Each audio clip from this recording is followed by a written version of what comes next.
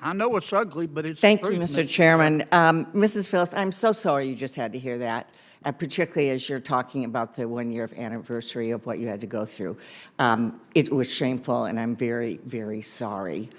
No one here should be judging you or any other woman who has to make decisions based on their life and what's happening in their pregnancy. And so, thank you so much for being here.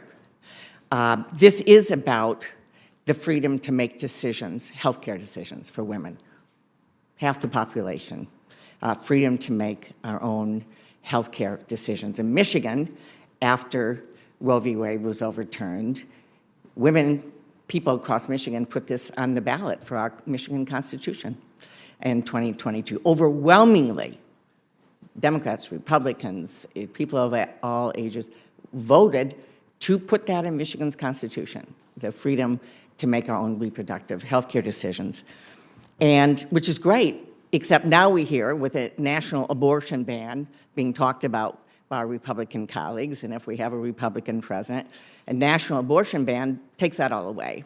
And we also know that IVF now, which is the choice to have a baby and go through IVF to have a child, that also potentially is being taken away, and probably birth control's next.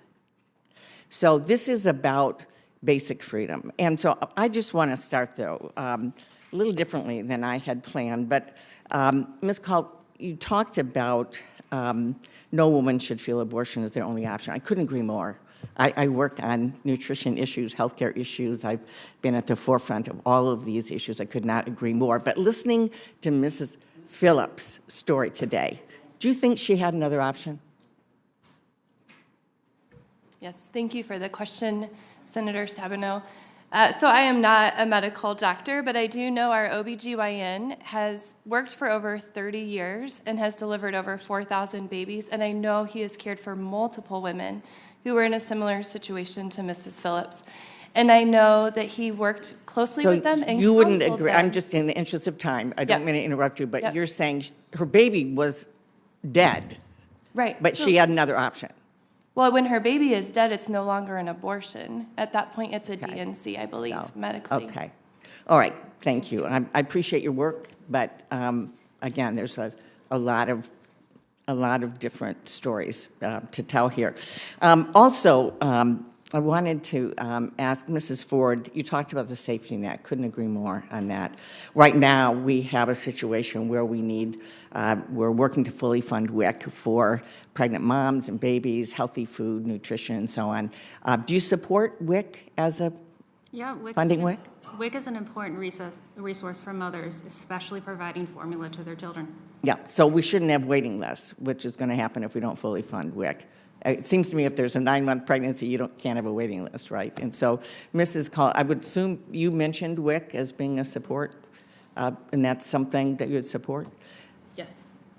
We also, I've been trying for years, actually Senator Grassley and I for years, to put in place quality standards for labor and delivery under Medicaid. Half our babies are born with Medicaid health care, and Republican colleagues have stopped that here in the Senate for years. We don't have national quality standards. I assume as part of a safety net, Mrs. Ford, you would support having quality standards for labor and delivery? Yes, across labor and delivery, and especially post-abortive care. Fewer than 20 states actually track post-abortive outcomes, and most abortion clinics actually, women who are experiencing trouble are normally referred to a hospital ER. Right. Well, I'm talking just healthy babies. Yes, not across the That's what board we should for have that. for any And pregnancy. colleagues should be working together to do that. Yes. Yes, we should also. And I assume, Mrs. Call, you would support having quality standards as Yes, well. I agree. Okay, which is not happening because of folks here in this body. So, Mrs. Phillips, let me go back to you. Thank you again. How has this horrible experience that you had to go through changed the way you think about your family's future and the kind of world you want your daughter to grow up in?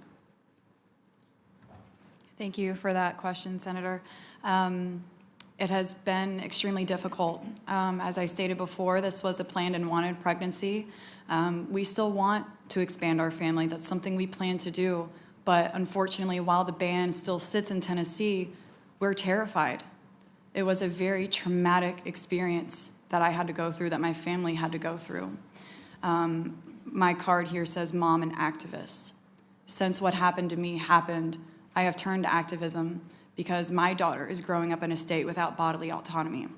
My daughter is growing up in a state that lawmakers are telling her that she doesn't have a choice.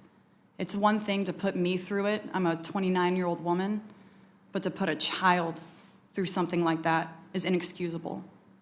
And I would say that I'm hopeful that we can come to an agreement, a nonpartisan agreement, in our state capitol and restore abortion access so I can continue my plans of my future and expanding my family, because that's something I desperately want to do, but I'm terrified to do.